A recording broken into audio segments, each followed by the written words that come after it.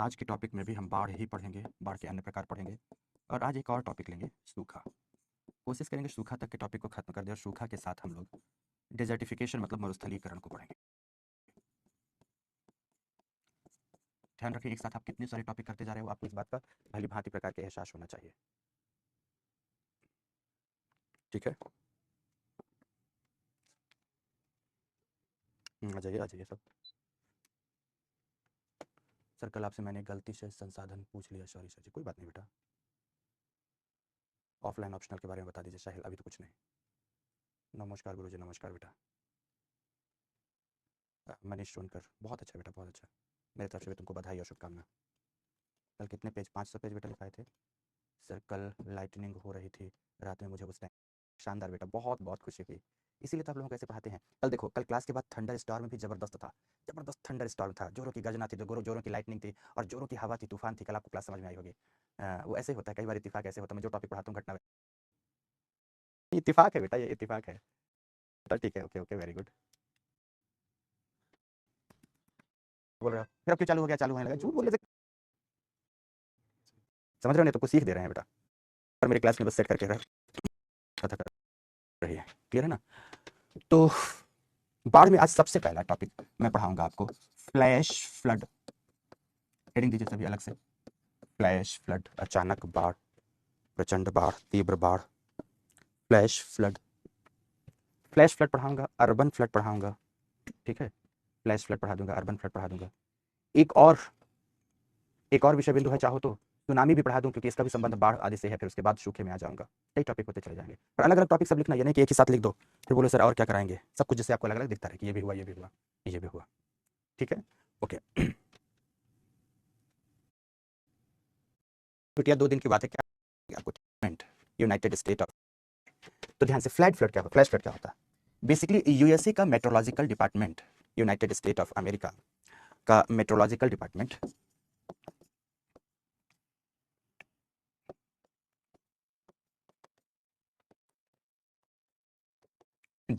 ने इसे परिभाषित किया। क्या परिभाषित किया, बड़ा सरल अर्थ, बड़ा सरल अर्थ, कि जब प्रचंड वर्षा के प्रभाव से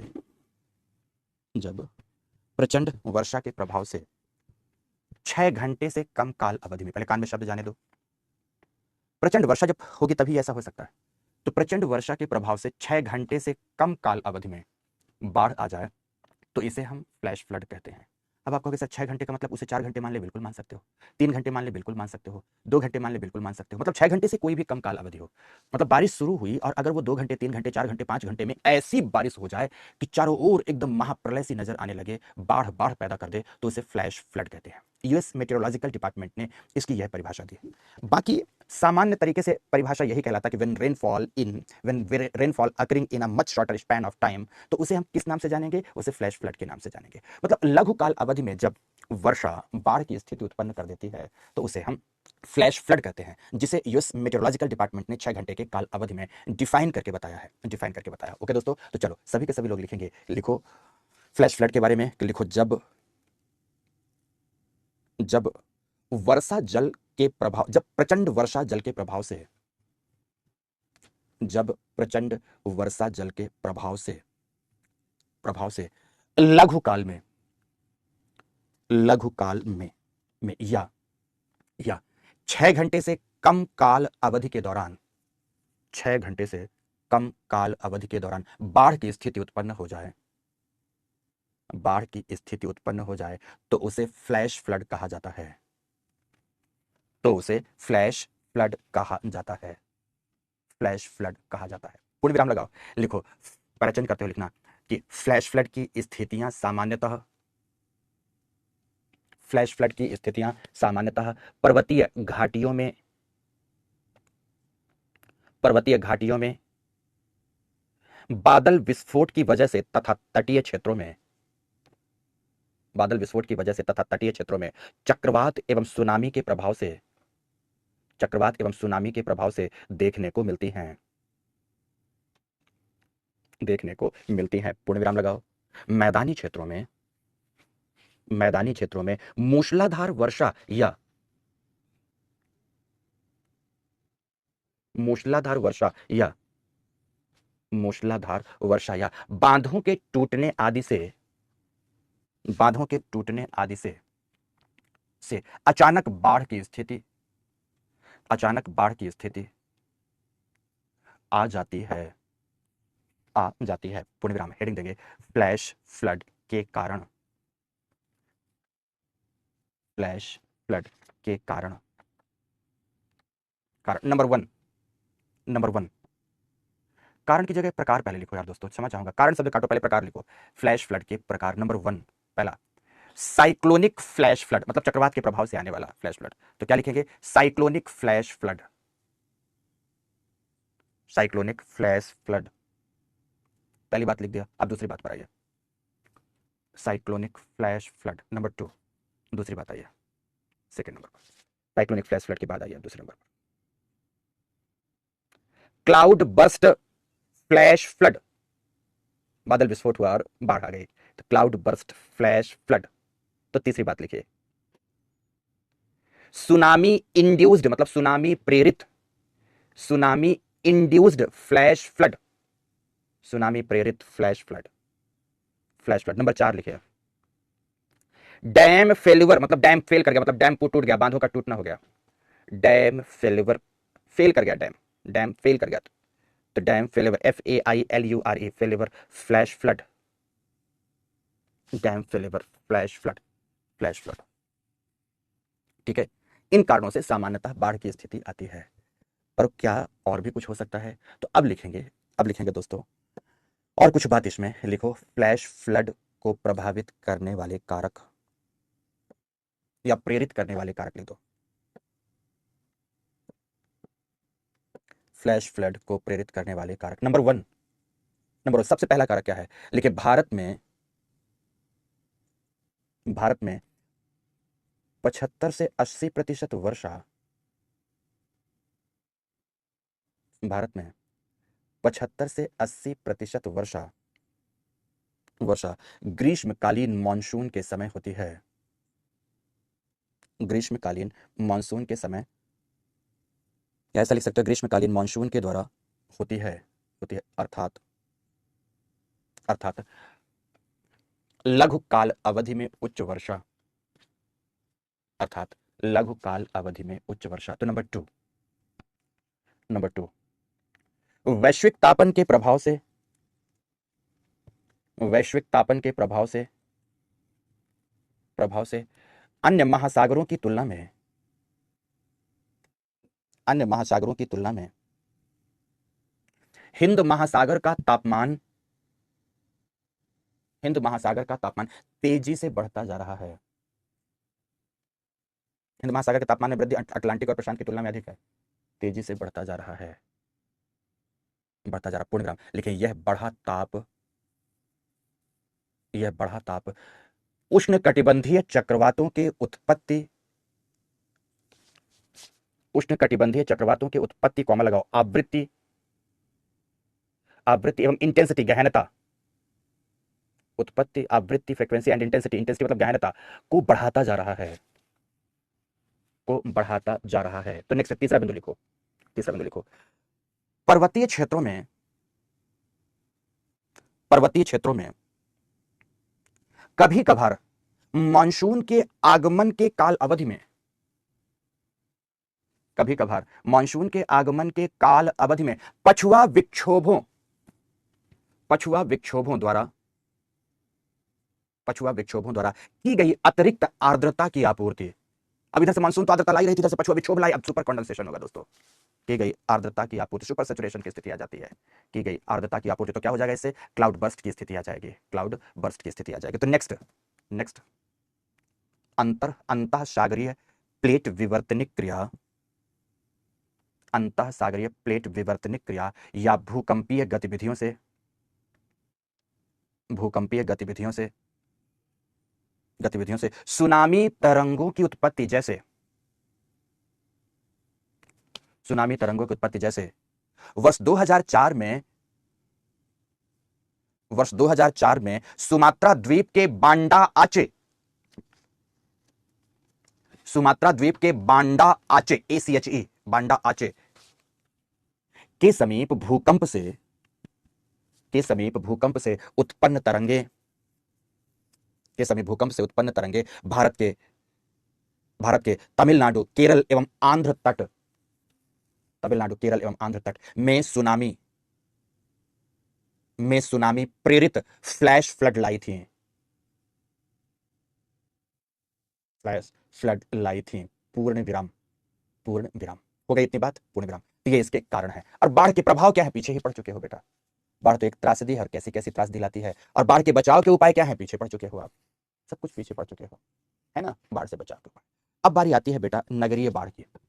किसकी बात आती है, तो एक नया टॉपिक आप देंगे। इसमें आपने सबसे पहले इसके हिसाब से आपने परिभाषा पढ़ा कि इसकी परिभाषा क्या है, फिर इसके प्रकार पढ़ा, फिर इसके कारक पढ़े या कारण पढ़े, कारक या कारण पढ़ा आपने।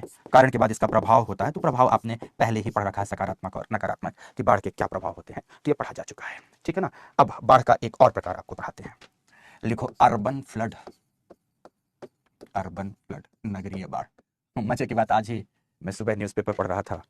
सुबह का मतलब है मैं अर्ली मॉर्निंग कभी न्यूज़पेपर नहीं पढ़ता बेटा, अर्ली मॉर्निंग कभी न्यूज़पेपर नहीं पढ़ता। अर्ली मॉर्निंग सारे कार्यों से निवृत्त होकर सबसे पहले तो अपनी एक क्लास लेता हूँ, और वो क्लास ऑफलाइन की रहती है। ऑफलाइन क्लास लेता हूँ, या कि वो क्लास नहीं होती तो फिर योगा करता हूँ, और ऑनलाइन क्लास आ जाता हूँ अपनी। सुबह की एक ऑनलाइन क्लास हो जाती है, संस्था वैसे ही टाइम सेट करके रखती है। एक क्लास चुस्त दुरुस्त तरीके से ले लिया, फिर उसके बाद दोस्तों न्यूज़पेपर पढ़ूँ, कुछ भी करूँ, वो अलग बात है। पर पहला तो मेरे लिए मेरे दिन की सबसे अच्छी शुरुआत और मेरी पूजा है आपके साथ का मुझसे मिलना। बस एक बार आपके साथ 2 घंटे 2.5 घंटे के लिए आकर मुस्कुरा लिए, पढ़ लिख लिए, कुछ ज्ञान ध्यान की बातें हो गई, मेरा दिन बन जाता है बेटा। वो थोड़ी बहुत आपके साथ भले नोक झोंक हो जाए, वो अलग बात है, पर मेरा दिन बन जाता है।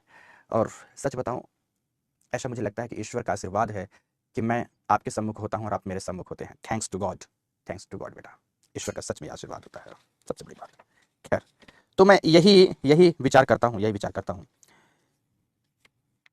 जहां था वही लौटाता हूं आपको, कि बेसिकली जब कल मैं क्लास पढ़ा कर निकला तो बाहर मौसम बेहद खराब था। खराब मौसम की स्थिति को आपको ये बता दूं, एकदम जैसे मैं बाहर निकला शांत मौसमी दशाएं थी, आसमान धूल धूसरित था। बाहर निकला तो कार के ऊपर धूल की एक परत चढ़ी हुई थी। मुझे ऐसा लगा कि जो यहाँ पर ये बना हुआ हाई प्रेशर है, ये किसी न किसी गड़बड़ी को अंजाम देगा। कोई बात नहीं, कार उठाया और घर की ओर रवाना हुआ। आपकी क्लास के बाद दोस्तों फ्री हो जाता हूँ इस समय पर, घर की ओर गया। घर पहुंचा और थोड़ी देर बाद ही विचार किया कि थोड़ा सा एक छोटा काम था, एक मित्र से मिलने भी जाना था, उधर मार्केट भी जाना था, तो चल जाते हैं उधर निकला तो जोरों की आंधी तूफान शुरू हुई और थोड़ी बहुत बारिश हुई, थोड़ी बहुत बारिश और ठीक ठाक। फिर जब सुबह न्यूज़पेपर पढ़ा तो दिल्ली बाढ़ से ऐसी प्रभावित हुई, ये सब दिखा, ऐसी बाढ़ से प्रभावित होकर दिखी कि दोस्तों सच बताऊं कि मैं तो सोचता रह गया कि नगरों में जो खामखा का बाढ़ आ जाती है, नगरों में खामखा की बाढ़ आती है, क्यों, इसका कारण क्या है, इसका प्रभाव क्या है, इसका सोल्यूशन क्या है। तो सबसे पहले तो अर्बन फ्लड, नगरीय बाढ़ का परिभाषा तो ठीक है, इसका कारण जानना जरूरी, सबसे पहले जरूरी, इसका कॉजेस क्या है भाई, कारण क्या है। तो नगरीय बाढ़ आती है, इसका प्रभाव क्या है, और अच्छी बात बताऊं कि जब सुबह ऑफलाइन क्लास के लिए गया तो बहुत सारे बच्चे मुखर्जी नगर के पास ही नेहरू विहार, गांधी विहार इधर रहते हैं। तो उन्होंने बताया कि सर मुखर्जी नगर से नेहरू विहार जाते समय जो नाले के ऊपर का पुल पड़ता है, पुल का जो रेलिंग वगैरह हवा से टूट गया। तो अंधेर सुनना, रेलिंग वगैरह हवा से टूट गई। तो मैंने पूछा कि कोई कैजुअलिटी तो नहीं हुई। तो बच्चे बोले कि सर रेस्क्यू टीम तो आई हुई थी। रेस्क्यू टीम, ध्यान रखना बच्चों के जवाब, सर रेस्क्यू टीम तो आई हुई थी लेकिन पता नहीं, क्लास हम लोग लिए, और तो उसके बाद जब निकले तो दूसरे बैच के जब बच्चे आ रहे थे, उन्होंने बताया कि सर कल एक बाइक सवार उसी दौर पर जब रेलिंग टूटी और गिरी, उसी दौर पर उस पुल से जा रहा था, वो अपने किसी और को साथ में बैठाया भी था, और अचानक टूटी रेलिंग के झटके लगे और वो ऊपर से नीचे नाले में गिरा और अभी तक नहीं गिरा। ये बाद में मिल गया हो तो पता नहीं, पहले तो ये घटना घटी थी। दूसरा बोले कि रेस्क्यू टीम का तो ये कहना कि 4 लोगों की मृत्यु हो गई। तो मेरे कहने का अर्थ समझो बेटा, कहने का अर्थ समझो कि नगरों में ये जो छोटी मोटी घटनाएं भी बड़ी घटना हो जाती हैं। हल्की बूंदाबांदी युक्त बारिश भी बाढ़कारी प्रभाव उत्पन्न कर देती है, तो तीव्र बारिश की तो बात ही अलग है। तो वर्षा काल में नगरीय क्षेत्रों का जल प्लावित हो जाना, नगरीय क्षेत्रों का जलमग्न हो जाना, नगरीय क्षेत्रों का जल में डूब जाना ही अर्बन फ्लड है। अर्बन फ्लड है दोस्तों, नगरीय बाढ़ है, अर्बन फ्लड है, पहली बात। अब दूसरी बात सुनना। कल की क्लास में ही मैंने बताया था कि ज्यादातर आप लोगों ने नोटिस किया होगा कि नगर नदियों के तट पर है। उदाहरण देकर मैंने समझाया था कि दिल्ली को देख लो, लखनऊ को देख लो, प्रयागराज को देख लो, चलो इसके बाद और कहीं चलते तो मुंबई को देख लो, कोलकाता को देख लो, मैंगलुरु को देख लो, पणजी को देख लो। मतलब ऐसे अगर नगरों को देखो तो ज्यादातर नगर नदियों के तट पर हैं। और जब अचानक नदियों में जल तल ऊपर उठता है, तो निश्चित रूप से नदियों के जल तल ऊपर उठने से जल आसपास तटबंधों को पार कर आसपास के भूक्षेत्र पर फैलेगा। जब आसपास के भूक्षेत्र पर फैलेगा, जिसको क्या कहते हैं कि फ्लड जोन कहते हैं, रिवर फ्लड जोन कहते हैं, तो नगरों की बढ़ती जनसंख्या के कारण वो फ्लड जोन खाली नहीं है, बाढ़ का क्षेत्र खाली नहीं है, वहां भी मानव अधिवास है, भले ही वो लोलैंड है। तो जब मानव अधिवास वहां भी है तो निश्चित रूप से नदियों का पानी फैलकर वहां पर जलमग्न कर देगा, जितना भी लोलैंड क्षेत्र है उन्हें जलमग्न कर देगा। पहली बात। दूसरी बात, हमने दोस्तों नोटिस किया, एक अतिशयोक्तिपूर्ण वर्णन कर देता हूं। अतिशयोक्ति तो समझते हैं जिसको अतिरंजना कहते हैं। जैसे आसमान में बादल दिखता है ना, आसमान में बादल देखकर मुखर्जी नगर पहले ही डर जाता है, मुखर्जी नगर की गलियों में पहले ही बाढ़ आ जाती है कि बादल बादल बरसना मत देख, मैं पहले ही आ गया। मतलब ये स्थिति है, मेरी अतिशयोक्तिपूर्ण वर्णन है। इसका मतलब कहने का क्या है कि थोड़ी सी भी बारिश अगर तेज हो जाए तो मुखर्जी नगर की गलियां जलप्लावित हो जाती है। और ऐसा नहीं दोस्तों, घुटने घुटने तक पानी भर जाता है, निकलना दुष्कर हो जाता है, मुश्किल हो जाता है। तो आखिर वो ड्रेन लाइनें क्यों जल को प्रवाहित नहीं कर पाती, उसके 2-3 कारण मैंने बताया था। पहला कारण मैंने बताया था या कि आज बता रहा हूं कि बारिश के समय जब नदी का जल तल ऊपर हो जाता है तो जो ड्रेन लाइन है, ये जो सीवर लाइन है जो नदियों से जुड़ी हुई है, सीवर लाइनों का तल नीचा है और नदियों का जल तल ऊपर है, तो नदियों का पानी ही सीवर लाइनों में प्रवेश करने लगता है। मतलब सीवर का ड्रेन जो वाटर है वो जाता ही नहीं है नदियों की ओर, तो यहाँ पानी रुक गया और धीरे धीरे पानी रुकता चला गया, तो ये जल प्लावित कर दिया, आसपास के क्षेत्र को जल प्लावित कर देता है। ये एक घटना घटित होती है। तीसरी बात, ये जो सारी की सारी सीवर लाइनें टूटी फूटी पड़ी रहती हैं। आप देखोगे कहीं यहां से बज पानी निकल रहा है, कहीं वहां से पानी निकल रहा है, कहीं यहां से पानी निकल रहा है नॉर्मल दिनों में। अरे भाई, जब ये स्थिति है तो बारिश होगी तो बारिश का पानी कहां जाएगा? जब नॉर्मल दिनों में पानी ड्रेन लाइनों से निकल नहीं पा रहा है, सीवर का लाइन पानी निकल नहीं पा रहा, तो बाकी दिनों में कहां चला जाएगा? वो पानी? तो बारिश होता है तो बारिश का पानी ड्रेन लाइन से नहीं, चारों सड़कों से बहता है। ड्रेन लाइन की क्षमता ही नहीं है। अब आप बोलोगे सर ड्रेन लाइन की क्षमता क्यों समाप्त हो गई? 2 कारणों से। पहला तो ड्रेन लाइन आज प्लास्टिक वेस्ट से और सॉलिड वेस्ट से चोक हुई पड़ी है। जरूरत तो यह है कि हर बरसात के पहले सारी की सारी सीवर लाइनों को एकदम क्लीन किया जाए, पर ये सब काम कहने के हैं, होते बस नहीं है। अब आप लोग दिल्ली पर टिप्पणी कर रहे हो, बेटा सही मामले पर दिल्ली पर टिप्पणी करने पर आओगे तो पग पग पर टिप्पणी करना पड़ेगा। हाँ, इसलिए तो बात करो। क्या हो गया?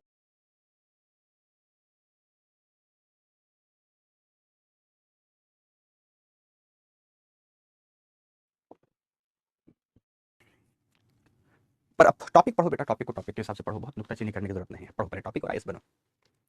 वही की बात करना शुरू करोगे तो बिंदु बिंदु पर बात करना पड़ेगा और तकलीफें होने लगेंगे। देखो क्यों ऐसा हुआ और ज्यादा। बेसिकली पहले तो ये चौक पड़ी रहती है, सफाई ठीक से होती नहीं है।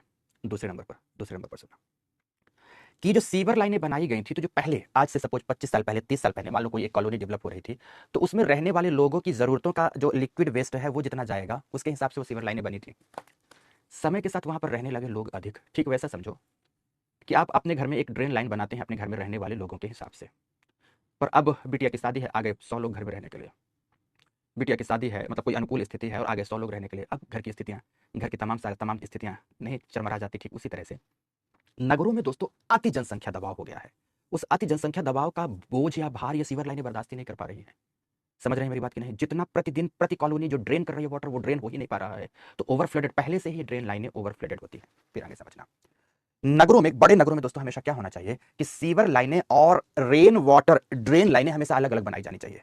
सीवर लाइनें जिसपे सीवेज जो वेस्ट है वो जाएगा, और जब बारिश होगी तो बारिश के जल को प्रवाहित करने के लिए लाइन अलग से बनाई जानी चाहिए। दिल्ली जैसे शहर में भी एक ही लाइन से पानी जाता है, जबकि दोनों को सेपरेट होना चाहिए। ये तमाम तरह की मुश्किलें हैं जिसकी वजह से ये दिक्कतें आती हैं। इससे भी ज्यादा मुश्किल है दिल्ली या किसी बड़े नगर में अवैध कॉलोनियों का बस जाना। ये ड्रेन लाइन, ये सारी लाइनें बेसिकली इस बात के लिए बनाई गई थी कि जो जनसंख्या है उसके बोझ या भार को ड्रेन कर सके, लेकिन कहीं उसी के रास्ते में कहीं अवैध कॉलोनी बस गई। अब उस अवैध कॉलोनी का कोई मास्टर प्लान था नहीं, कोई अर्बन प्लान था नहीं। अब उसका वेस्ट मटेरियल पहले से ही ओवरफ्लडेड है, क्या करेंगे बारिश के जल के साथ? फिर एक बात, नगरों में तब दोस्तों बहुत सारा वेटलैंड्स हुआ करता था।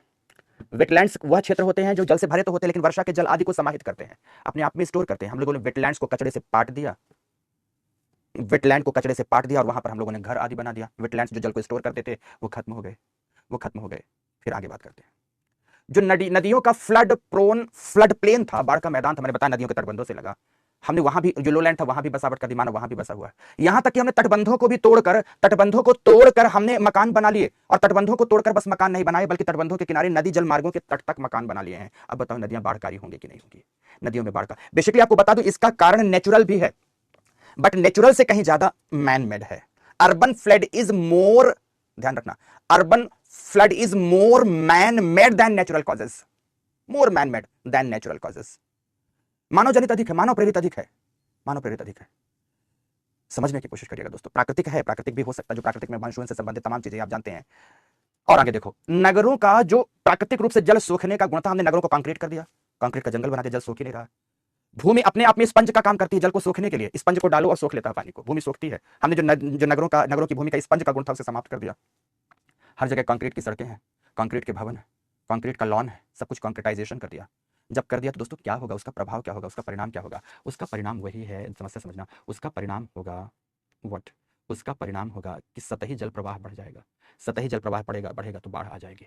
पेड़ों को काट दिया, पेड़ों को नष्ट कर दिया, पेड़ जो इनफिल्ट्रेशन ऑफ वाटर बढ़ाते थे, हमने उसको हमने नष्ट कर दिया।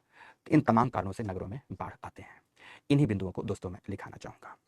तो कारण लिखेंगे, प्रभाव लिखेंगे, समाधान लिखेंगे, तमाम बातें करेंगे। तो सबसे पहले लिखें, नगरीय बाढ़ की परिभाषा के संदर्भ में आएंगे। लिखें लिखें नगर एक तरफ तो, नगर एक तरफ तो किसी राष्ट्र के सभ्यता एवं संस्कृति, नगर एक तरफ तो किसी राष्ट्र के सभ्यता एवं संस्कृति विकास के पर्याय माने जाते हैं।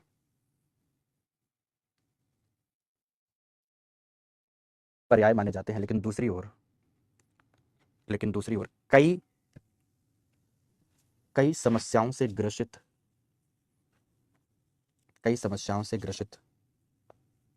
ग्रसित नजर आते हैं, जिनमें से एक है नगरीय बाढ़, अर्थात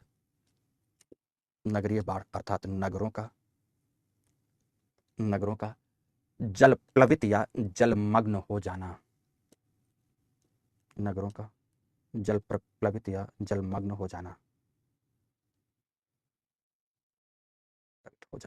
पूर्ण विराम के बाद लिखो नगरीय बाढ़ के कारण। नगरीय बाढ़ के कारण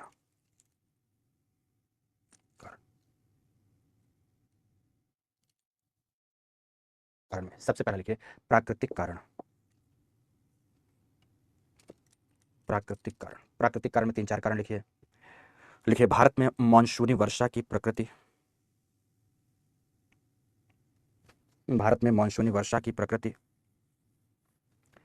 अनियमित है, अर्थात मानसूनी वर्षा की प्रकृति अनियमित है, अर्थात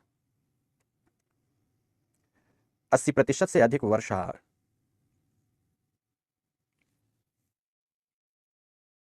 80% से अधिक वर्षा ग्रीष्म मानसून द्वारा लगभग 100 दिनों में कर दी जाती है। पूर्ण विराम। दूसरे नंबर पर जलवायु परिवर्तन के प्रभाव से नगर heat dome effect, heat dome DOME effect से युक्त नजर आते हैं। नगर हीट डोम इफेक्ट से युक्त नजर आते हैं, जहां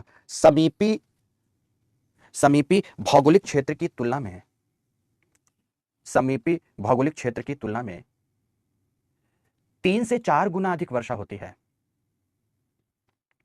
3 से 4 गुना अधिक वर्षा होती है। तो नंबर 3, नदी जलमार्गों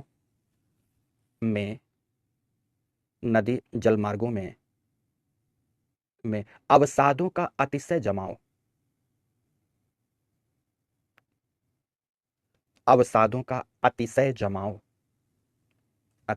तो नेक्स्ट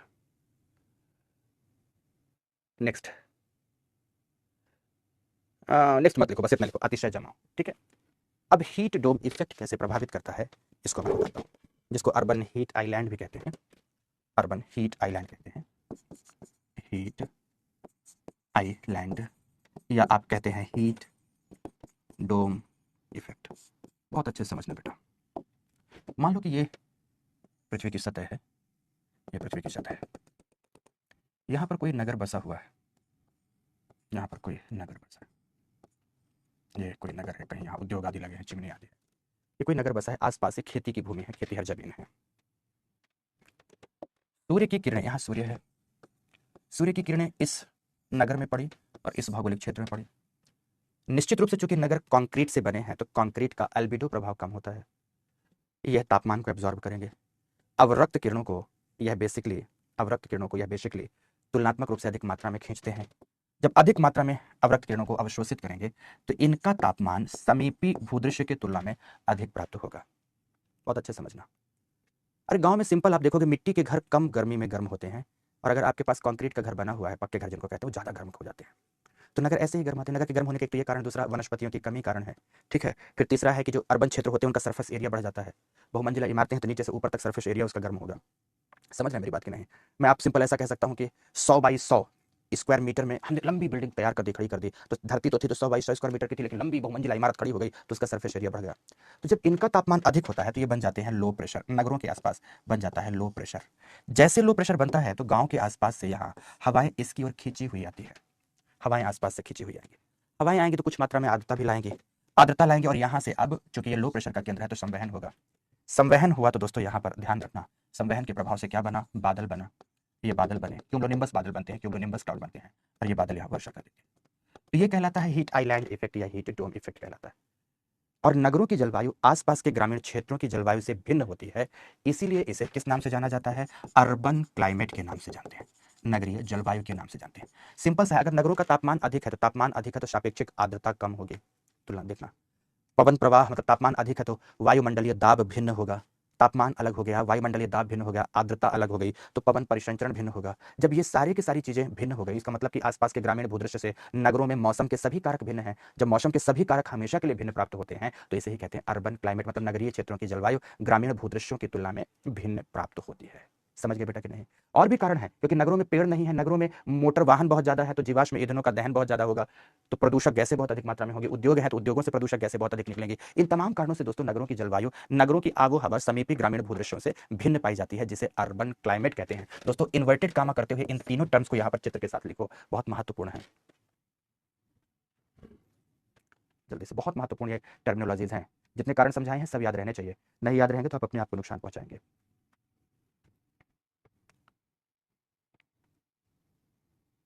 यहाँ पर जब भी वर्षा होगी एकदम तूफानी वर्षा होगी, पर अल्पकालिक होगी, ताबड़तोड़ वर्षा होगी, ताबड़तोड़ वर्षा होगी बेटा।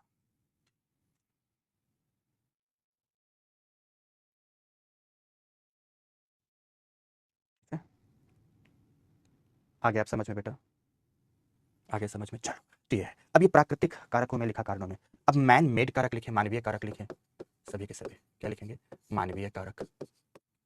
मानवीय कारक लिखने के साथ एक बात लिखेंगे, नगरीय बाढ़, नगरीय बाढ़ प्राकृतिक से कहीं अधिक मानवीय कारकों द्वारा प्रेरित है। प्राकृतिक से कहीं अधिक मानवीय कारकों द्वारा प्रेरित है, कारकों द्वारा प्रेरित है, कारकों द्वारा प्रेरित है। लिखो number one, number one, number one. अच्छा, प्राकृतिक में एक चीज और लिख सकते हैं, प्राकृतिक में एक चीज और लिख सकते हैं कि अधिकांश बड़े नगरों का नदी तटों पर बसा होना। प्राकृतिक में एक कारक और लिख दो, अधिकांश बड़े नगरों का नदियों के तट पर बसा होना, नदियों के तट पर बसे होना, तट पर बसे होना। लिख दिया बेटा इतना। चलो अब आगे बढ़ते हैं, अब आगे बढ़ते हैं, ध्यान से, बहुत ध्यान से सब चीज़ें, बहुत ध्यान से। तो लिखो, कैसे लिखोगे? ऐसे लिखिए। अब मानव वाले में लिखेंगे, मानव जानकार को सबसे पहला लिखेंगे गैर नियोजित विकास, सबसे पहला कारक। मैनमेड कारक में लिख रहे हैं आप, क्या लिखा आपने? गैर नियोजित विकास, अनप्लान्ड डेवलपमेंट, अनप्लान्ड डेवलपमेंट। दूसरा कारण, मानव जनित कारणों में लिखो, दूसरा कारण लिखिए, नदी तटबंधों के साथ साथ, नदी तटबंधों के साथ साथ नदी बाढ़ के मैदानों का अतिक्रमण,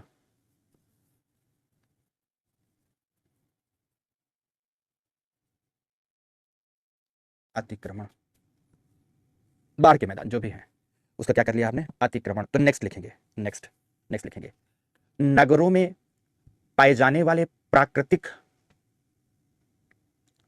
नगरों में पाए जाने वाले प्राकृतिक आर्द्र भूमियों, आर्द्र भूमियों का सिकुड़ता क्षेत्र एवं बढ़ता अधिवास, का सिकुड़ता क्षेत्र, आर्द्र भूमियां सिकुड़ती जा रही हैं, खत्म होती जा रही हैं एवं अधिवास बढ़ते जा रहे हैं, सिकुड़ता क्षेत्र एवं बढ़ता अधिवास। तो नेक्स्ट नेक्स्ट नगरीय बसावट के क्रम में, नगरीय बसावट के क्रम में किया गया अति निर्वनीकरण,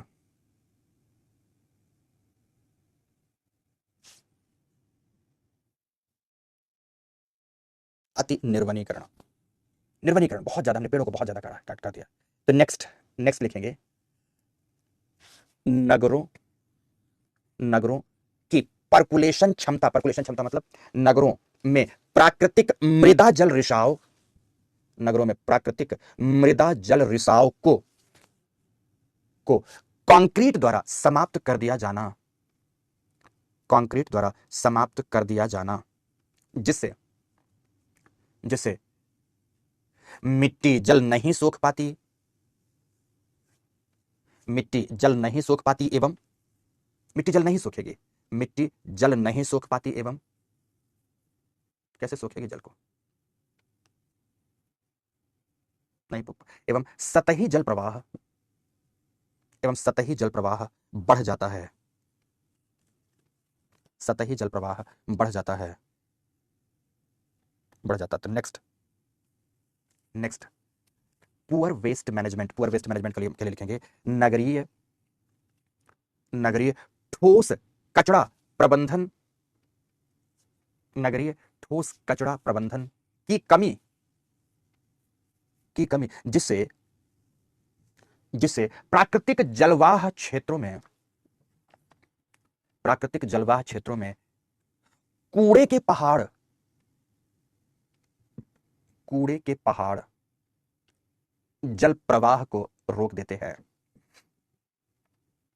जल प्रवाह को रोक देते हैं। तो नेक्स्ट नेक्स्ट नगरों में, नगरों में जल निकास प्रणाली हेतु बनाई गई, नगरों में जल निकास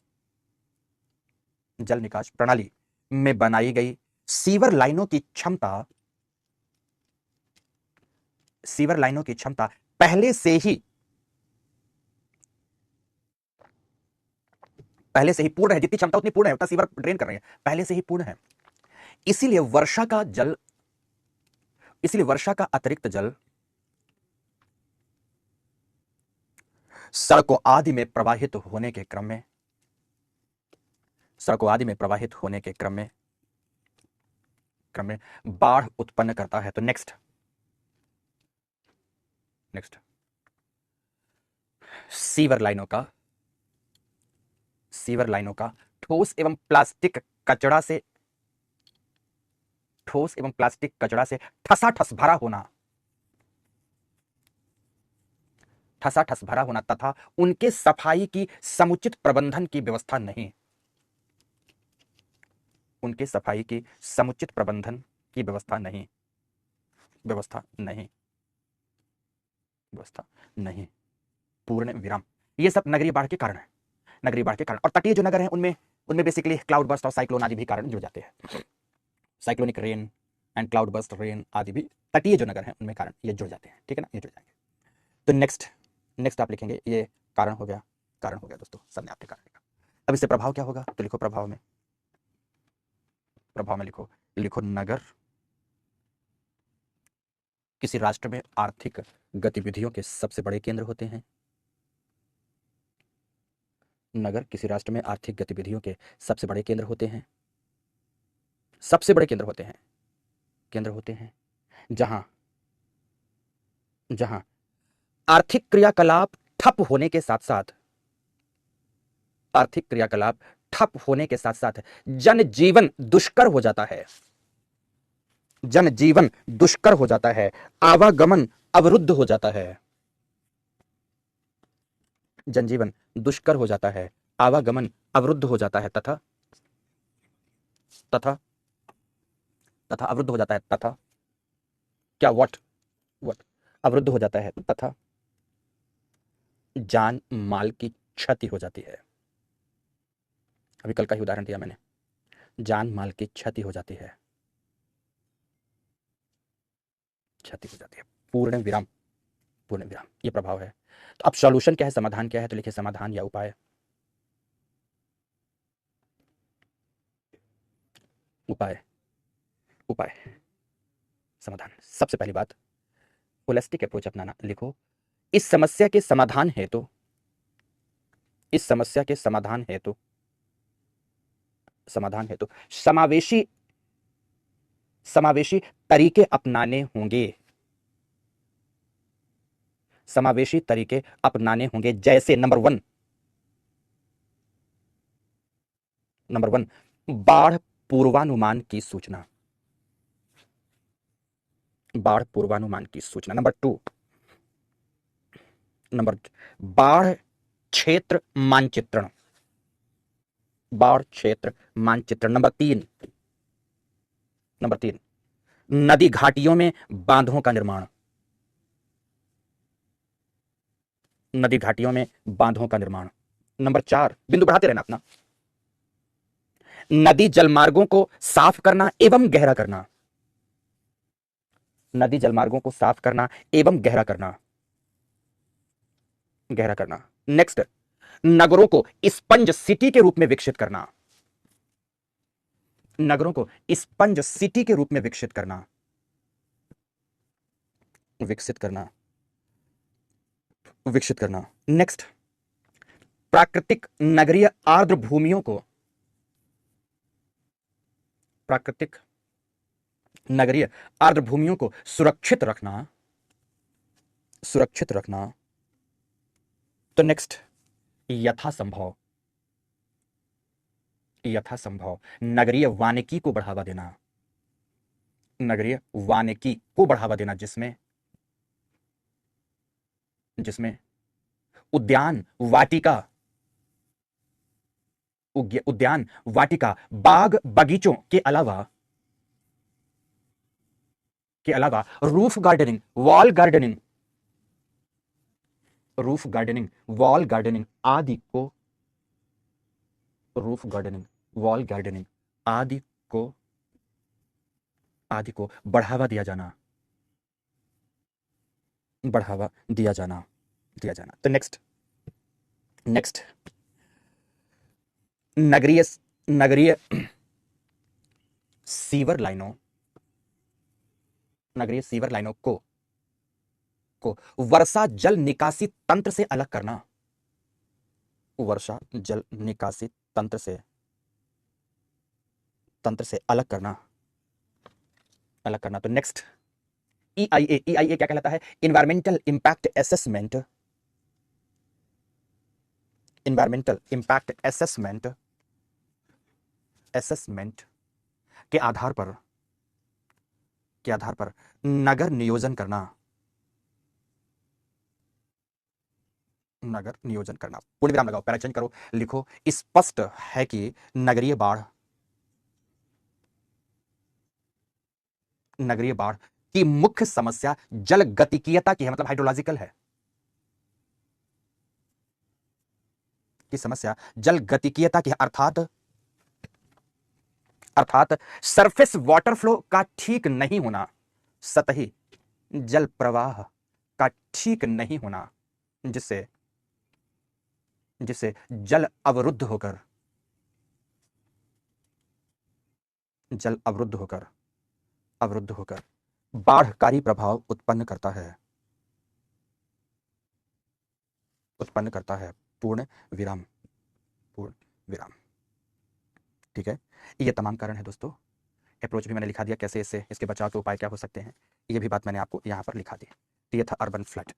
तो बाढ़, बाढ़ के यहाँ पर अर्बन फ्लड के बाढ़ के उपाय क्या हो सकते हैं, प्रबंधकीय उपाय क्या हो सकते हैं, मैंने वो भी बता दिया। बाकी वो सब तो है ही है, बचाव कर्मी दलों की नियुक्ति इत्यादि इत्यादि इत्यादि।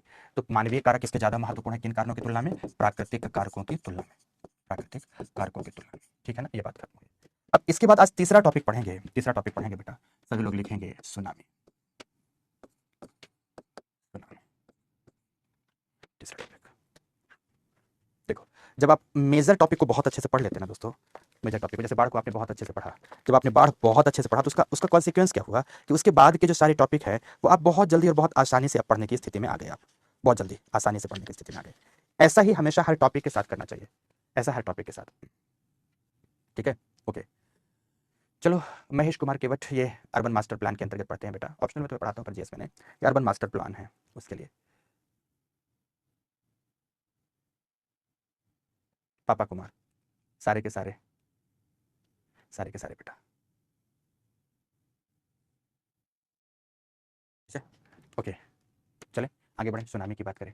अब सुनामी क्या है, शुरुआत तो यहां से होती है। सुनामी क्या है? ये एक जापानीज वर्ड है जो कि दो शब्दों का मेल है, एक TSU और दूसरा शब्द है नामी। सू का मतलब होता है हार्बर और नामी का मतलब होता है वेव्स। सुनामी का मतलब है हार्बर वेव्स। सुनामी का मतलब क्या होता है दोस्तों? हार्बर वेव्स होता है। हार्बर का मतलब है पोताश्रय और वेव्स का मतलब तरंग। मतलब पोताश्रयी क्षेत्रों में, बंदरगाही क्षेत्रों में जापान में आने वाली दीर्घ तरंगों को ध्यान रखना। सुनामी अपने आप में नॉर्मल वेव नहीं है, बल्कि इसको कहा जाता है मॉन्स्टर वेव्स। किस नाम से बोलते हैं? मॉन्स्टर वेव्स के नाम से। सुनामी अपने आप में मॉन्स्टर वेव्स है। ये जाइंट वेव्स हैं, दैत्याकार तरंगे, दैत्याकार तरंगे, दैत्याकार तरंगे। बड़ी सिंपल सी बात है। विनाशक प्रचंड तरंगे हैं, या सिंपल सा शब्द है दीर्घतम तरंगे। सागरीय जल क्षेत्र में उत्पन्न दीर्घतम तरंगों का रूप मॉन्स्टर वेव्स के रूप में सुनामी कहलाता है। सुनामी कहलाता है। बड़ी सिंपल सी बात है कि अगर तटीय क्षेत्रों में ऐसी प्रलयंकारी दैत्याकार तरंगे आएंगे तो निश्चित रूप से इन तरंगों के प्रभाव से घोर विपदा की प्राप्ति होती है। ये अचानक तटीय क्षेत्रों को जलमग्न कर देंगी, जल प्लवित कर देंगी। और सबसे बड़ी बात कि सुनामी तरंगों की अगर आप ऊंचाई को देखें, सुनामी तरंगों को, तो इनकी ऊंचाई, सामान्य ऊंचाई 30 से 35 मीटर तक की होती है। 30 से 35 मीटर का मतलब फीट में कन्वर्ट करो, 3 मल्टीपल कर दो। अगर इतनी प्रचंड ऊंचाई वाली तरंगे तटीय क्षेत्रों पर आए तो तटीय आधारभूत संरचना, तटीय अधिवास आदि को मिनटों में तहस नहस कर देती हैं। इसलिए सुनामी को एक प्राकृतिक आपदा वर्ग में रखा जाता है, प्राकृतिक आपदा वर्ग में रखते हैं। अब दैत्याकार दीर्घ तरंगे, इसका मतलब है कि दोस्तों सर्वोच्च ऊर्जा से युक्त है, तो उच्च ऊर्जा वाली है, उच्च ऊर्जा वाली तरंगे हैं। उच्च ऊर्जा वाली तरंगे होने की वजह से ही दोस्तों इनमें विनाश की क्षमता भी उच्च होती है। विनाश की क्षमता भी कैसी होती है? उच्च होती है। और यह भी बता दूं कि इनकी उत्पत्ति दोस्तों कई कारणों से हो सकती है, लेकिन सामान्य उत्पत्ति इनकी सागरीय तली में संतुलन की स्थिति जब बिगड़ती है ना, फिर से बोलूंगा, सागरीय तली की सामान्य संतुलन की स्थिति जब बिगड़ती है, उसमें विभंग आ जाता है, तो संतुलन की स्थिति बिगड़ने से जल में दोलन उत्पन्न होता है और वो दोलन तटों के आसपास सुनामी का रूप धारण करता है। तटों के आसपास सुनामी को जन्म देता है, जिसके तटों पर विनाशक या प्रलयंकारी प्रभाव पड़ते हैं। अर्थात सुनामी भी अपने आप में तटीय बाढ़ का एक रूप है, तटीय बाढ़ का एक रूप है। तो लिखो सभी के सभी ध्यान से, सुनामी के बारे में लिखें। विभिन्न बाढ़ जनित प्राकृतिक आपदाओं में, विभिन्न विभिन्न बाढ़ जनित प्राकृतिक आपदाओं में सुनामी भी एक है, जहां जहां सुनामी सुनामी जापानी शब्द का अर्थ है, सुनामी जापानी शब्द का अर्थ है पोताश्रयी तरंगे, हार्बर वेव्स। पोताश्रयी तरंगे, हार्बर वेव्स, या बंदरगाही तरंगे, बंदरगाही तरंगे, पूर्ण विराम लगा के लिखेंगे। अंतः सागरीय भागों से उत्पन्न होकर तटों की ओर विकराल विकराल रूप धारण कर, दीर्घतम संचरित होने वाली दीर्घतम दैत्याकार उच्च तरंगों को ही सुनामी कहा जाता है। सुनामी कहा जाता है, सुनामी कहा जाता है। पूर्ण विराम लगाओ, पैरा चेंज करो, लिखो सागरीय तली में तली की साम्यावस्था में, ऐसा लिखो, सागरीय तली की साम्यावस्था में अचानक आए परिवर्तन, सागरीय तली की साम्यावस्था में अचानक आए परिवर्तन, या विभंग से उत्पन्न विभंग से उत्पन्न सतही जल, विभंग से उत्पन्न सतही जल का लंबवत, सतही जल का लंबवत विस्थापन या दोलन, विस्थापन या दोलन सुनामी तरंगों को जन्म देता है, सुनामी तरंगों को जन्म देता है,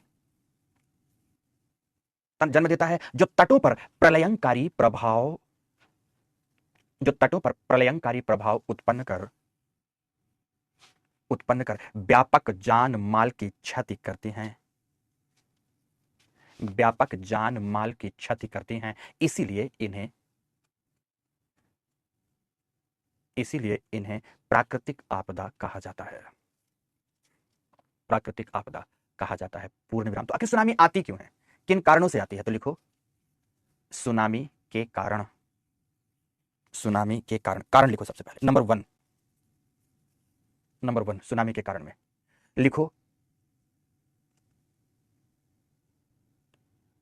अंतः सागरीय विवर्तनिक क्रिया प्रेरित भूकंप, अंतः सागरीय विवर्तनिक क्रिया प्रेरित भूकंप, भूकंप सबसे पहला कारण भूकंप है। तो नंबर 2 अंतः सागरीय ज्वालामुखीय विस्फोट, अंतः सागरीय ज्वालामुखीय विस्फोट। तो नंबर 3 सागरीय जल क्षेत्रों में हुआ उल्कापात, सागरीय जल क्षेत्रों में हुआ उल्कापात। तो नेक्स्ट अंतः सागरीय भूस्खलन, अंतः सागरीय भूस्खलन आदि। अंतःसागरीय सागरीय क्षेत्रों में भूस्खलन होता है, वहां पर द्वीप है, द्वीपों में भूस्खलन होगा। अंतःसागरीय पर्वत है, पर्वतीय क्षेत्रों में भूस्खलन होगा और जल की साम्यावस्था में विभंग उत्पन्न हो जाएगा, है ना, जल की साम्यावस्था बिगड़ जाएगी और जैसे सुनामी तरंगों की उत्पत्ति होगी। क्लियर है बेटा? ये चीज हो गई, सुनामी की उत्पत्ति के ये कारण हो गए। तो आप सभी के सभी लिखेंगे सुनामी उत्पत्ति के जीवन चक्र, सुनामी उत्पत्ति का जीवन चक्र, ऐसा लिख दो, सुनामी उत्पत्ति का जीवन चक्र, सुनामी उत्पत्ति का जीवन चक्र। ठीक है, यहां पर मैं लिख देता हूं सुनामी उत्पत्ति।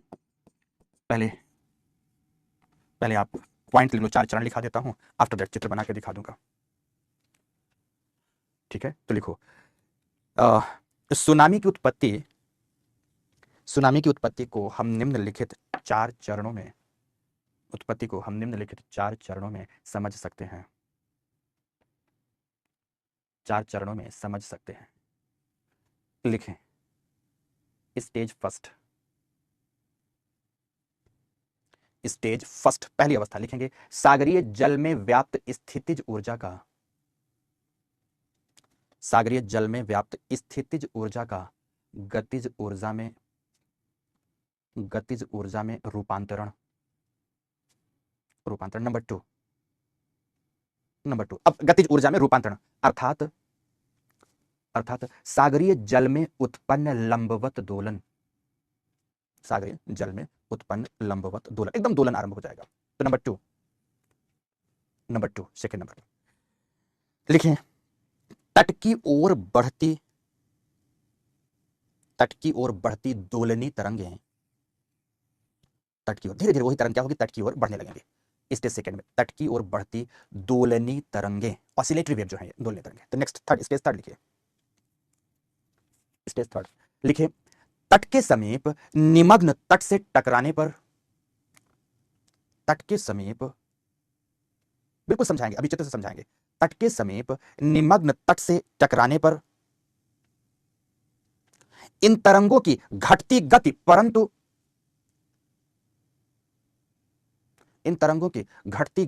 परंतु बढ़ती ऊंचाई, तो लास्ट स्टेज फोर्थ लिखो तट के समीप ढाल युक्त तरंग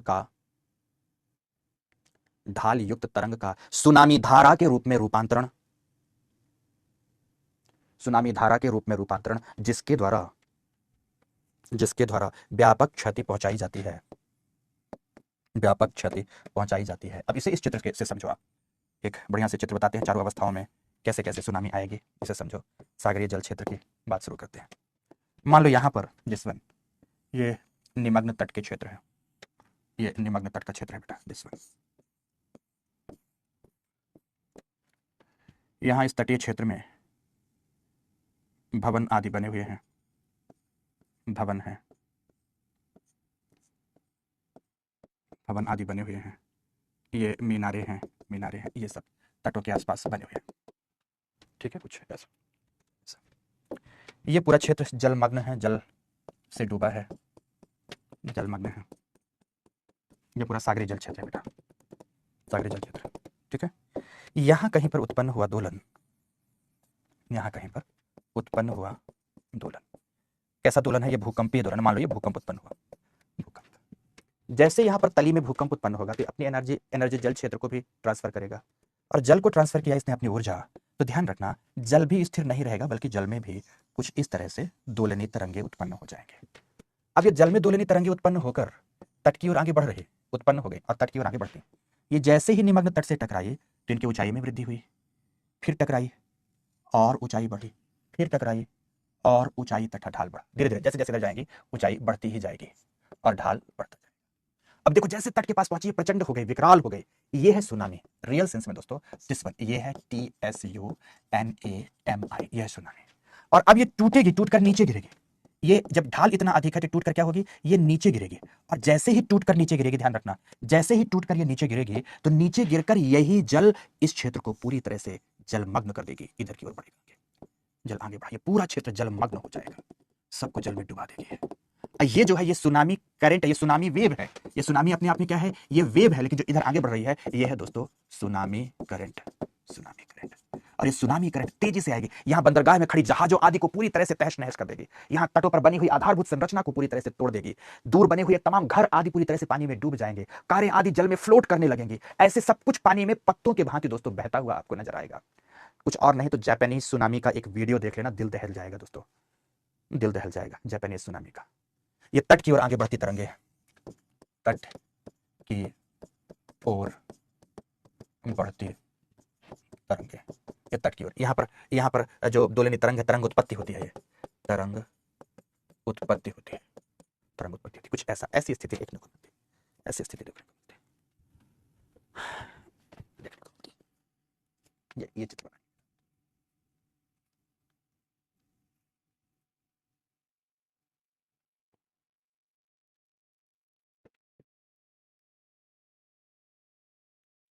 ठीक है, ये स्थिति बनती है। बिल्कुल ज्योग्राफी में भी बनाया था सागरी तरंगों में, तो सुनामी भी तो एक तरंग है ना बेटा।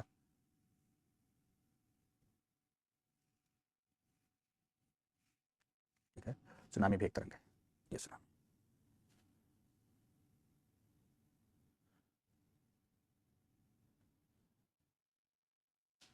ठीक है, बन गया ना सभी का? तो अब हेडिंग देंगे आप, सुनामी तरंगों की गति एवं ऊंचाई, सुनामी तरंगों की गति एवं ऊंचाई, गति एवं ऊंचाई डैश देकर लिखो, लिखो यह तरंग उत्पन्न करने वाली शक्ति, यह तरंग उत्पन्न करने वाली शक्ति जल की गहराई, जल की गहराई तथा सागरीय जल के विस्तार पर निर्भर करता है, विस्तार पर निर्भर करता है। पूर्ण विराम लगाकर लिखेंगे सुनामी तरंगों की सामान्य ऊंचाई, सुनामी तरंगों की सामान्य ऊंचाई 30 से 35 मीटर, मतलब इससे भी ऊंची हो सकती है, पर मैंने क्या कहा? सामान्य ऊंचाई 30 से 35 मीटर की होती है, की होती है। तेजवीर ने पूछा कि इसको टूटने के बाद, देखो जब भी ये तरंग टूटती है ना तो टूटकर तट की ओर आगे बढ़ती हैं। फिर से बोलूंगा, जब भी कोई तरंग टूटेगी ना तो टूटकर तट की ओर आगे बढ़ेगी, और तट की ओर आगे बढ़ने के क्रम में, तट की ओर आगे बढ़ने के क्रम में ये आसपास के पूरे क्षेत्र को जलप्लावित कर देती है। पर जब जल का क्षैतिज विस्थापन होता है तो उसको धारा कहते हैं। तो सुनामी के प्रभाव से उत्पन्न हुई थी, इसीलिए इसे सुनामी धारा कहा जाता है। क्या कहा जाता है? इसे सुनामी धारा कहा जाता है। ठीक है ना? तो पूरे क्षेत्र को क्या कर देगी? जल प्लावित कर देगी। अब इसका प्रभाव क्या होगा तो मैंने बता दिया सब कुछ। प्रभाव क्या होगा? एकदम loss of man and properties होगी, ह्यूमन लाइफ एंड प्रॉपर्टीज होगी, पूरा लॉस ऑफ इंफ्रास्ट्रक्चर होगा, वही सब चीजें, वही का वही कारण दोस्तों। तो अब सुनामी आपदा से बचना है, आपदा प्रबंधन करना है, या तटीय आपदा से, तटीय जल, तटीय बाढ़ आपदा से बचना है, तो क्या करोगे? तो लिखो आप सुनामी आपदा प्रबंधन, सुनामी आपदा प्रबंधन। एकदम सब के सब चीजें वही, सुनामी आपदा प्रबंधन। तो लिखो, सबसे पहले क्या लिखेंगे, स्टार्ट कहां से करेंगे, वही पहला बिंदु, सुनामी एवं चक्रवातीय बाढ़ प्रभावित तटों का मानचित्रण। चक्रवात में भी सेम चीज आ जाएगी, मानचित्र। सबसे पहले उसका मानचित्रण करेंगे। मानचित्रण करके क्या कर लिया, उससे क्या करेंगे, लिखें सुनामी आपदा चेतावनी प्रणाली का विकास। भारत सरकार ने कर लिया, हैदराबाद सेंटर है, ठीक है ना,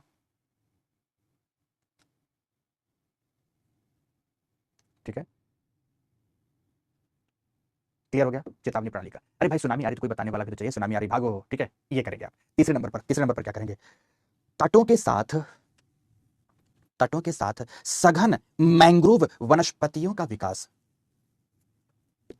तटों के साथ सघन मैंग्रोव वनस्पतियों का विकास, मैंग्रोव फॉरेस्ट डेवलप कर देंगे, जिससे सुनामी तरंगे आए और पेड़ों से टकरा टकरा कर इनका फोर्स कम हो जाए।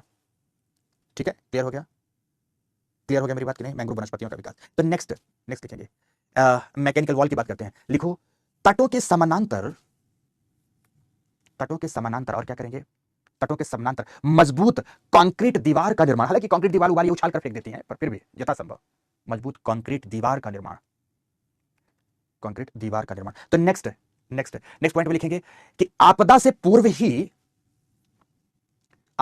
ही इवैक्यूएशन सेंटर, मतलब बचाव केंद्र की स्थापना, बचाव केंद्र, इवैक्यूएशन सेंटर, बचाव केंद्र की स्थापना, जहां लोग जाकर अपना जीवन बचा सके। क्योंकि ये जो इवैक्यूएशन सेंटर होते हैं कहीं पहाड़ी वहाड़ी पर दूर बने होते हैं, ऊंचाइयों पर, जहां लोग जाकर पहुंचकर अपना जीवन बचा सके, इवैक्यूएशन सेंटर कहलाते हैं। इवैक्यूएशन सेंटर आपको बनाने होंगे, इवैक्यूएशन सेंटर, ठीक है। सब चीजें ये हो गई, ये तो थोड़ी सी अलग अलग बातें हो गई। फिर उसके बाद क्या होंगे, फिर उसके बाद सब वही सारी चीजें होंगी। तो नेक्स्ट पॉइंट हो गए, फिर लिखें आपदा के दौरान, आपदा के दौरान सबसे पहला काम रेस्क्यू, दूसरा काम रिलीफ वर्क। पहले तो रेस्क्यू करेंगे, बचाव कार्य करेंगे, फिर दूसरा राहत कार्य करेंगे, राहत कार्य करेंगे, राहत कार्य करेंगे, ठीक है ना। ये दो काम करेंगे उस समय आपदा के दौरान करेंगे। तो फिर आपदा के उपरांत क्या करेंगे, वही रेस्क्यू काम चलता रहेगा, rescue, rehabilitation and reconstruction, rescue, rehabilitation and reconstruction, reconstruction, reconstruction. ये हुआ दोस्तों, ये हुआ आपका सुनामी। 3 टॉपिक कंप्लीट, ऐसे छोटे छोटे टॉपिक अब कंप्लीट होते जाएंगे। पर सूखा एवं मरुभूमिकरण थोड़ा सा बड़ा टॉपिक आपको लगेगा, थोड़ा सा बड़ा टॉपिक लगेगा, ठीक है ना। तो अब नेक्स्ट आप हेडिंग देंगे, लिखिए ड्रॉट, सूखा, सूखा, सभी लोग लिखेंगे सूखा। नेक्स्ट डिजर्ट, ड्रॉट, सूखा एवं डेजर्टिफिकेशन, मरुभूमिकरण, मरुभूमिकरण, drought and desertification, drought and desertification, desertification.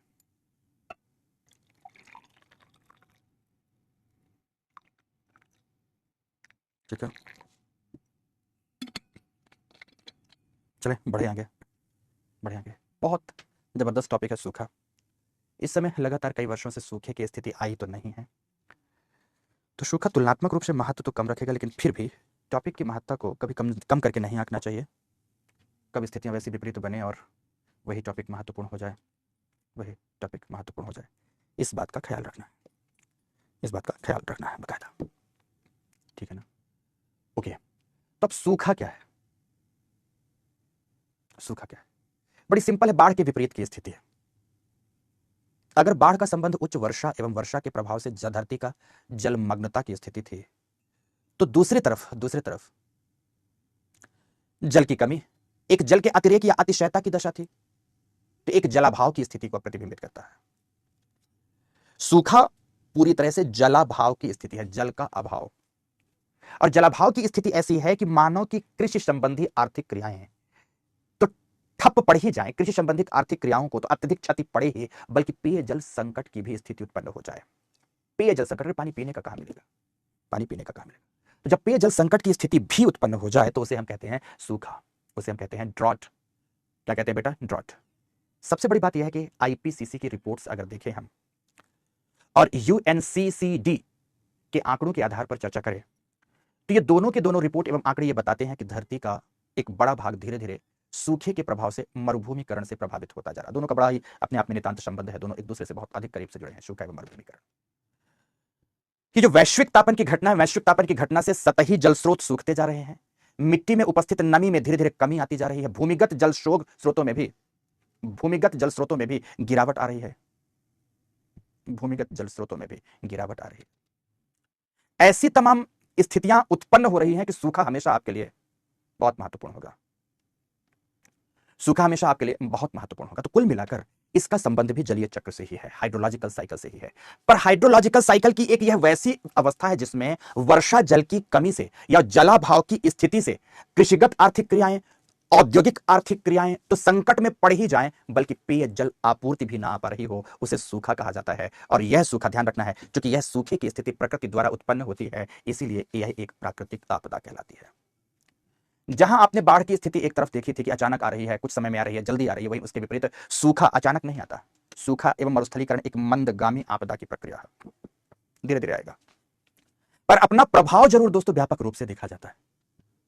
धीरे धीरे आएगा, पक्का धीरे धीरे आएगा, लेकिन अपना प्रभाव क्या करेगा, व्यापक रूप से दोस्तों दिखा जाता है, व्यापक रूप से दिखा जाता है। इसलिए इस प्राकृतिक आपदा को ध्यान से पढ़ना और ध्यान रखना। फिर से आपको बताना चाहूंगा, फिर ध्यान रखना, फिर से बताना चाहूंगा कि दोस्तों वर्तमान में विश्व मौसम विभाग संस्थान ने, विश्व मौसम विभाग ने यह चेतावनी जाहिर की है कि बढ़ते वैश्विक तापन के प्रभाव से सूखे की निरंतरता दुनिया में बढ़ती नजर आएगी, खासकर उष्णकटिबंधीय देशों में, ट्रॉपिकल जोन के देशों में इसकी बारंबारता बढ़ती हुई जाएगी, इसलिए भी सूखा आपके लिए बेहद महत्वपूर्ण होगा। तो चलो दोस्तों यहीं से पढ़ना शुरू करना है कि लिखो कि बाढ़ के विपरीत सूखा, बाढ़ के विपरीत सूखा जलीय चक्र, जलीय चक्र की एक ऐसी दशा से संबंधित है,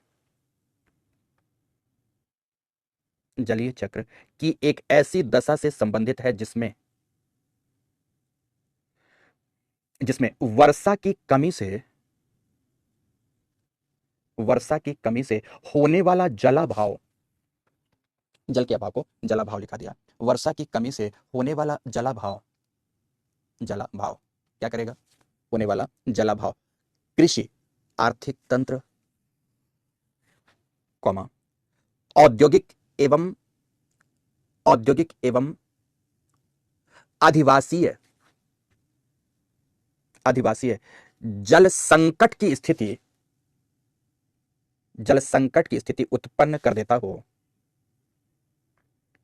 उत्पन्न कर देता हो, उसे सूखा कहते हैं, उसे सूखा कहते हैं। ड्रॉट होगा बेटा, सूखा होगा, उसे सूखा कहते हैं। पूर्ण विराम, पूर्ण विराम, पूर्ण विराम लिखें। सूखे की दशा में चूंकि, सूखे की दशा में चूंकि सतही एवं भूमिगत जलाभाव, सतही एवं भूमिगत जल अभाव की स्थिति निर्मित होती है, सतही एवं भूमिगत जल अभाव की स्थिति उत्पन्न होती है, इसलिए इसे प्राकृतिक आपदा कहा जाता है। यह भी अपने आप में प्राकृतिक आपदा है,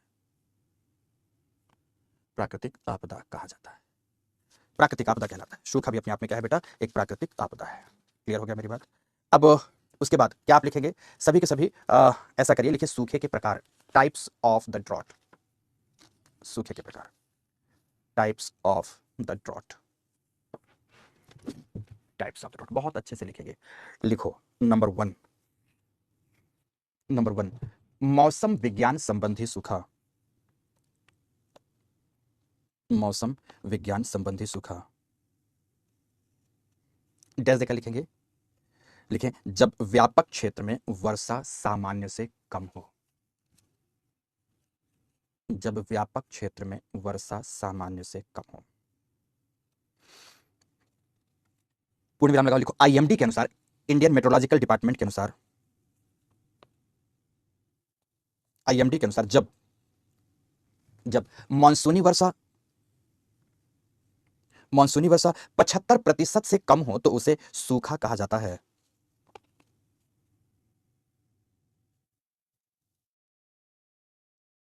तो उसे सूखा कहा जाता है। पूर्ण विराम, पूर्ण विराम। ये क्या होगा, मौसमी सूखा है, मौसमी सूखा, ये मौसम संबंधी सूखा है। तो नंबर टू, नंबर टू में क्या लिखेंगे, जल वैज्ञानिक सूखा, हाइड्रोलॉजिकल ड्रॉट,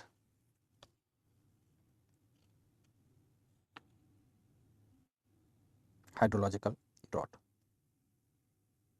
ठीक है, लिखो इसका संबंध दो प्रकार के सूखे से है। इसका संबंध दो प्रकार के सूखे से है। लिखो नंबर वन सतही जल सूखा।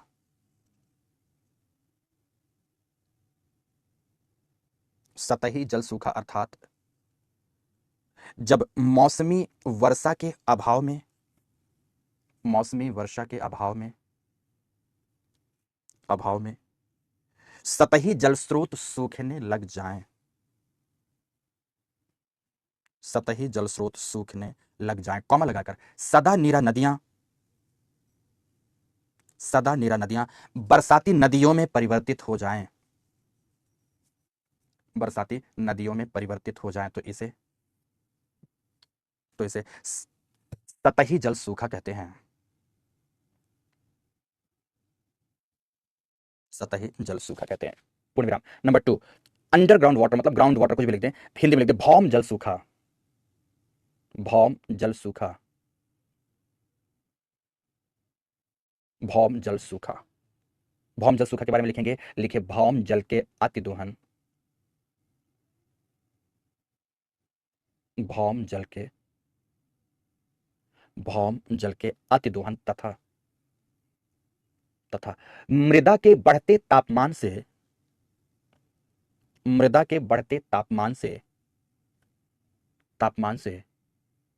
भौम जल की केशिकीय क्रिया, केशिकीय क्रिया से अंडरग्राउंड वाटर ऊपर जाएगा। भौम जल की केशिकीय क्रिया एवं वाष्पन से जल सतह में कमी आती है। जल सतह में कमी आती है या भौम जल स्रोत सूख जाते हैं। भौम जल स्रोत सूख जाते हैं। तो नेक्स्ट लिखें कृषि संबंधी सूखा, agricultural drought.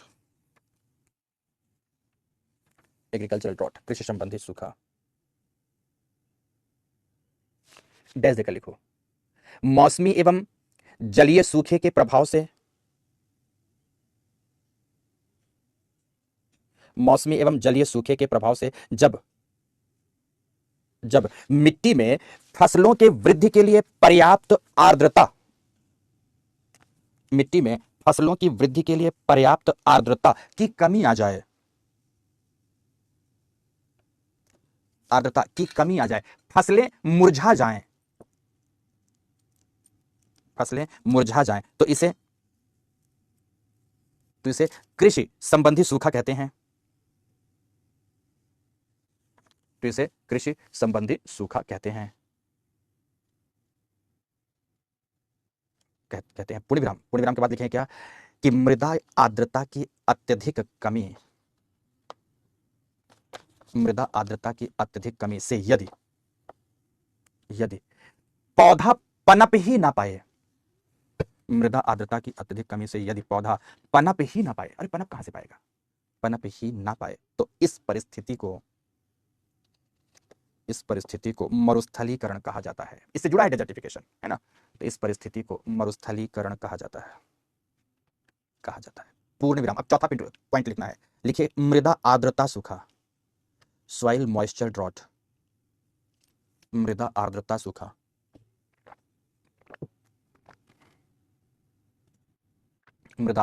Soil moisture drought.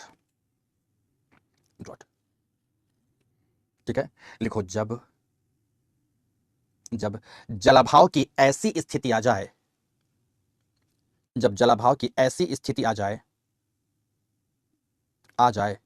कि मृदा में उपस्थित विविध रूपों का जल समाप्त हो चुका हो,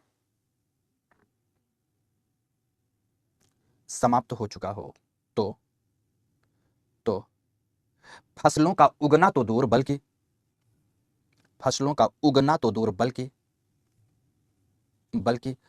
मिट्टी की ऊपरी परतों में दरारें आ जाती हैं। दरारें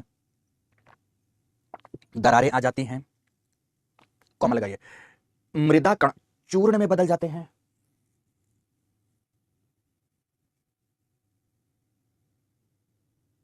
मृदा कण चूर्ण में बदल जाते हैं,